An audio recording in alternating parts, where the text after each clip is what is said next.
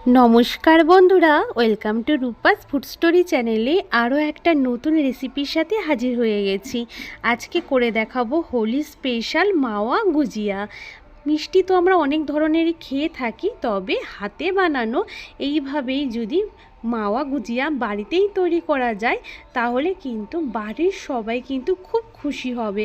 আর নতুন ধরনের একদম একটা মিষ্টি, নানা ধরনের তো মিষ্টি খেয়েছো, একবার তাহলে বাড়িতে ঝটপট বানিয়ে নাও দারুণ স্বাদের এই মাওয়া গুজিয়া। ভেতরে পুরে ঠাসা আর ওপরটা একদম মুচমুচে হবে। তার জন্য এখানে নিয়ে নিয়েছি 250 গ্রাম ময়দা, আমি দিয়ে দিয়েছি স্বাদ অনুযায়ী লবণ, 1 চিমটি মতন খাবার সোডা দিয়েছি, একদমই 1 চিমটি, তাতে ওপরের লেয়ারটা কিন্তু দারুণ খাস্তা হবে। এবার আমি দিয়ে দেব সাদা তেল। ময়ামের জন্য সাদা তেলের ব্যবহার করেছি, চাইলে তোমরা এখানে ঘিও দিতে পারো, তবে সাদা তেল তো সবসময় সবার বাড়িতেই থাকে। আর তেলের পরিমাণটা একটু বেশি দিতে হবে।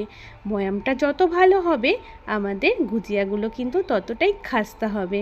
আর আজকে রেসিপি দেখে যদি ভালো লাগে প্লিজ একটা লাইক করে দিও। অনেক বন্ধুরাই আছো ভিডিও দেখে লাইক করতে ভুলে যাও, তাই প্লিজ অবশ্যই একটু লাইক করে দিও। তোমাদের একটা লাইক আমার জন্য অনেকটাই দামি। আর নতুন বন্ধু হলে অবশ্যই চ্যানেলটা সাবস্ক্রাইব করে বেল বাটনটা অল করে রেখো আমার এরকম নতুন নতুন মজার মজার ভিডিও দেখার জন্য। তা দেখো, খুব ভালো করে ময়াম করে নিয়েছি ময়দাটাকে।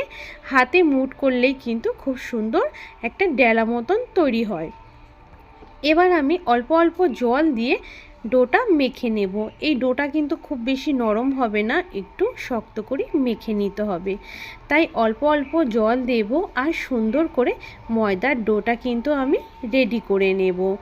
আর এই গুজিয়াগুলো একটা খেলে কিন্তু বন্ধুরা মন ভরে না, এতটাই খেতে ভালো হয়। ময়দা মাখা কমপ্লিট, ঢেকে রেখে দিলাম। এখানে রাখছে পুরের জন্য নিয়ে নিয়েছি কিছুটা এখানে কাঠবাদাম, যেটা আমি কুচি কুচি করে নিয়েছি, বা আমন্ড বাদামও বলতে পারো। আর নিয়ে নিয়েছি কিছুটা কাজু বাদাম আর একটু কিশমিশ। আমি আমন্ড আর কাজু বাদামটাকে কিন্তু আগে থেকে কুচি করে কেটে রেখেছি। নিয়ে নিয়েছি একটু নারকেল কোড়া, তোমরা চাইলে এখানে শুকনো নারকেলের গুঁড়োটাও নিতে পারো। আর এখানে স্পেশাল যেটা লাগছে সেটা হচ্ছে মাওয়া বা খোয়া ক্ষীর। আর এই খোয়া ক্ষীরটা কিন্তু আমি নিজেই বাড়িতে তৈরি করেছি। এটা একদম কিন্তু বাড়িতে তৈরি করা হোমমেড, আর এতটাই সুন্দর পারফেক্ট তৈরি হয়েছে। এই রেসিপিও আমি তোমাদের সাথে একদিন অবশ্যই শেয়ার করব। আর দেখো কত সুন্দর করে আমি এখানে গ্রেট করে নিচ্ছি, এটা কিন্তু ভেঙেও যাচ্ছে না, বাড়িতে এতটা পারফেক্টভাবে তৈরি করেছি।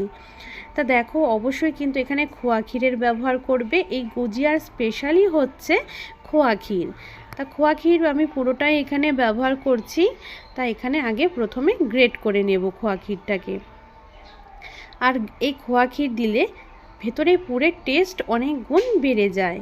তা এখানে গ্রেট করে নেওয়া কমপ্লিট হয়ে গেছে। আর এখানে কড়াইতে দিয়ে দিচ্ছি একটুখানি ঘি দিয়ে পুরো কড়াইতে ভালো করে একটু ছড়িয়ে নিচ্ছি। ঘিটা যখন একটু হালকা গরম হয়ে যাবে দিয়ে দেব এখানে যে বাদামগুলো কুচি করে রেখেছিলাম আর কিশমিশটা।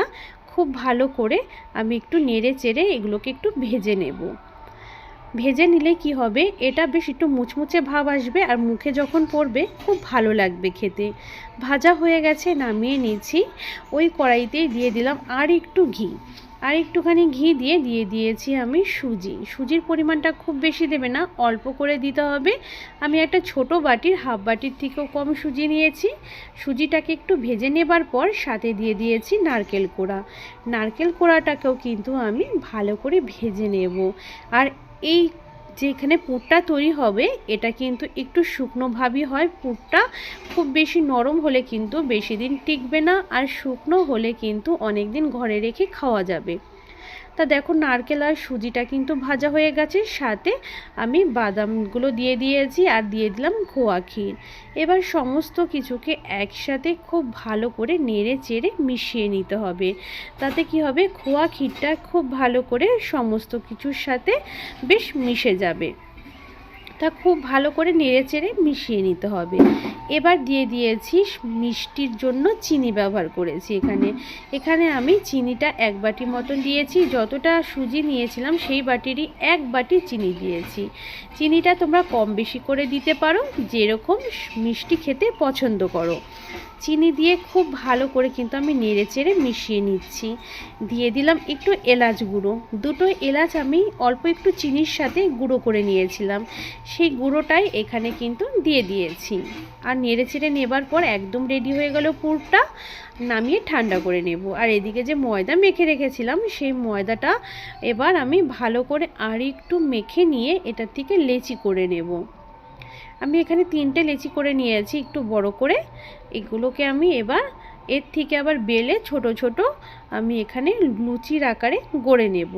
তা আগে দেখো লেচিগুলোকে খুব ভালো করে রেডি করে নিচ্ছি। হাতে যেইভাবে আমি রুটি বানানোর সময় গোল করে থাকি সেইভাবে কিন্তু লেচিগুলো রেডি করে নিয়েছি। এবার বেলে নেব। কোনো রকম ময়দা বা তেল ছাড়াই কিন্তু আমি এখানে রুটিটাকে বেলে নিচ্ছি। এক্সট্রা করে আর কোনো তেল বা ময়দা দেওয়ার প্রয়োজন নেই। এবার একটা বাটি বসিয়ে বড় রুটি করে বাটি বসিয়ে গোল গোল করে কেটে এগুলোকে আমি বানিয়ে নেব পুরির আকারে। তাতে সবগুলো একই মাপের হবে, দেখতেও সুন্দর লাগবে। তা দেখো এখানে যে কটা হয়েছিল তার 3টেই আমার ভালো মতন হয়েছে, একটা একটুখানি কম হয়েছে, ওটাকে আমি পরে আবার বেলে একটু বড় করে নেব। তা দেখো এইভাবে আমি সমস্তগুলো বানিয়ে নিয়েছি। আর এখানে পুরটাও কিন্তু খুব সুন্দর ঠান্ডা হয়ে গেছে। এবার হাতে একটা নিয়ে নিয়েছি যে গোল পুরির মতন বেলে রেখেছিলাম, এগুলোকে নেবার পর সাইডগুলোতে হালকা করে একটু জল লাগিয়ে নিয়েছি। তাতে কিন্তু যখন আমরা এটাকে মুড়বো বা ভাঁজ করব তখন কিন্তু ভাঁজটা আর খুলে যাবে না। তাই এইভাবে দেখো এখানে জল লাগিয়ে নিলে খুব সুবিধা হয়। সাইডগুলোতে এইভাবে চেপে চেপে মুখটা কিন্তু বন্ধ করে দিচ্ছি। গুজিয়ার মুখটা খুব সুন্দর করে বন্ধ করে দিয়েছি। তোমরা চাইলে এইভাবে নর্মালও রাখতে পারো বা একটু কাঁটা চামচ দিয়ে ডিজাইন করে নিতে পারো। আমি হাতেই কিন্তু একটু ডিজাইন করে নিচ্ছি, বা তোমরা চাইলে প্লেনও রাখতে পারো, যেইভাবে তোমাদের ভালো লাগে। তাই এইভাবে আমি ধারগুলো একটুখানি মুড়ে মুড়ে দিচ্ছি, তাতে দেখতে কিন্তু খুব সুন্দর লাগবে। আর ভাজার পরেও কিন্তু খুলবে না, ডিজাইনটা থাকবে, খুব ভালো লাগবে দেখতে। বন্ধুরা তোমরা কিন্তু আমার থেকেও আরও সুন্দর করে করে নিতে পারবে।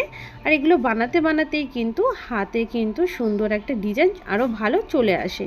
তো একইভাবে আমি আরও একটাও বানিয়ে দেখাচ্ছি। সাইডগুলোতে হালকা করে একটু জল লাগিয়ে নিয়েছি, তাতে গুজিয়াগুলো কিন্তু আর ভাজার পরও কোনো রকম খুলে যাবে না। ভেতরে পুরটা দিয়ে দিয়েছি, খুব বেশি দেবে না পুর, যাতে না আবার আটকে নিতে অসুবিধে হয়। তা পুরটাকে এইভাবে মাঝখানে ভালো করে সেট করে নিতে হবে। তারপর 2 হাত দিয়ে আমি সুন্দর করে মুখগুলোকে এভাবে চেপে চেপে গুজিয়ার মুখটা বন্ধ করে দিয়েছি। এবার কিন্তু আমি সাইডগুলোতে একইভাবে আবার একটু এইভাবে চেপে চেপে বড় করে নিচ্ছি। ধারগুলো বড় করে নেবার পর সুন্দর করে এভাবে মুড়ে মুড়ে দিচ্ছি, তাতে আরেকটা খুব সুন্দর ডিজাইন হচ্ছে। তোমরা চাইলে এখানে যে এর মোল্ডগুলো হয় সেই মোল্ডের মধ্যেও কিন্তু নিয়ে বানিয়ে নিতে পারো। এগুলো কিন্তু কুলি পিঠা কিন্তু ধরনেরই হয় দেখতে, সেগুলোর জন্য কিন্তু মেলাতেও কিন্তু অনেক সময় মোল্ড পাওয়া যায়, সেগুলোর মধ্যেও বানিয়ে নিতে পারো। তাই এইভাবে কিন্তু আমি বানিয়ে নিয়েছি। এরপর আমি একটা কড়াইয়ের মধ্যে নিয়ে নিয়েছি 1 বাটি চিনি। 1 বাটি চিনির জন্য 1.5 বাটি জল দিয়েছি। এবার একটা খুব সুন্দর করে চিনির শিরা তৈরি করে নেব। চিনির শিরাটা ফুটতে শুরু করলে একটা এলাচ দিয়ে দিয়েছি, তাতে খুব সুন্দর একটা সেন্ট হবে চিনির শিরা থেকে। আর যখন একটু চিনির শিরাটা এরকম চিটচিটে ভাব আসবে নামিয়ে রেখে দেব। আর এদিকে কড়াইতে ভালো করে আগের থেকে তেল গরম করতে বসিয়ে দিয়েছিলাম। তেলটা গরম হয়ে যাবার পর সমস্ত গুজিয়াগুলো একে একে তেলের মধ্যে ছেড়ে দেব। বড় কড়াই হলে অনেকগুলো গুজিয়া কিন্তু একসাথে ভেজে নেওয়া যায়। তো আমি একসাথে যতটা এঁটেছে কড়াইতে আমি অনেকগুলো গুজিয়াই একসাথে দিয়ে দিয়েছি। এবার এগুলোকে ভেজে নেব। যখন নিচের দিকটা হালকা হয়ে যাবে তখন মানে আস্তে আস্তে এগুলোকে উল্টে দিতে হবে। আর এগুলো কিন্তু একে একাই কিন্তু খুব সুন্দর তেলের মধ্যে ওপরে ভেসে ওঠে আর খুব সুন্দর ফুলেও যায়। আর যতটা তোমরা মানে যেরকম বানাবে তার থেকে সাইজে কিন্তু অনেকটাই বড়ও হয়ে যায় গুজিয়াগুলো তেলে ভাজার সময়। তাই এইভাবেই কিন্তু আমি গুজিয়াগুলোকে বেশ এপিট ওপিট করে খুব সুন্দর করে রং ধরিয়ে মিডিয়াম ফ্লেমে রেখে ভেজে নেব। হাই ফ্লেমে ভাজবো না, তাতে কি হবে চটজলদি ওপরে রঙটা লাল হয়ে যাবে, আর কিন্তু গুজিয়াগুলো মুচমুচে হবে না। তাই গুজিয়াগুলোকে মিডিয়াম ফ্লেমে রেখেই আমি নেড়ে চেড়ে সুন্দর করে রং ধরিয়ে ভেজে নেব। গুজিয়াগুলো কিন্তু আমার ভাজা হয়ে গেছে একদম কমপ্লিট। এবার আমি গরম অবস্থা থাকাতেই আমি চিনি শিরার মধ্যে দিয়ে দিয়েছি। চিনি শিরাতে দেবার পর ভালো করে নেড়ে চেড়ে মিশিয়ে নিতে হবে। চিনি শিরায় দেবার পর খুব বেশিক্ষণ রাখার প্রয়োজন নেই। এখানে চিনি শিরাটা ভালো মতন দুপাশে লেগে গেলেই উঠিয়ে নিলেই রেডি হয়ে যাবে আমাদের মাওয়া গুজিয়া।